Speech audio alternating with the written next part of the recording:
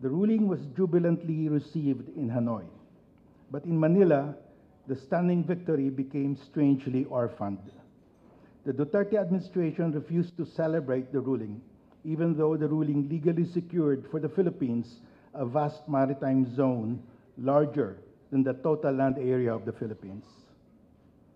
6 months later, in December of 2016, President Duterte announced he was setting aside the ruling in favor of better economic relations with China.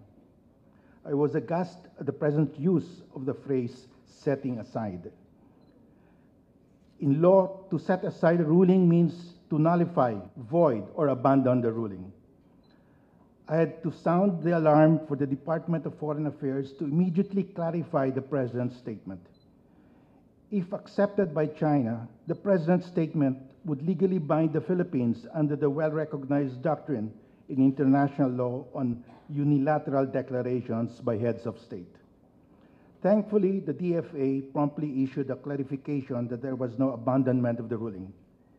The clarification was issued just a few hours before China warmly accepted the President's statement. This prevented the President's statement from becoming legally binding on the Philippines. We escaped a self-inflicted colossal disaster by the skin of our teeth.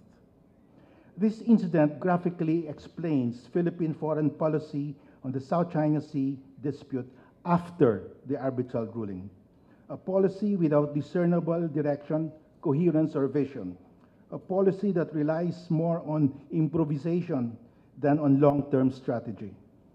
I do not at all blame the DFA for this because the chief architect of our foreign policy is not the DFA but the President.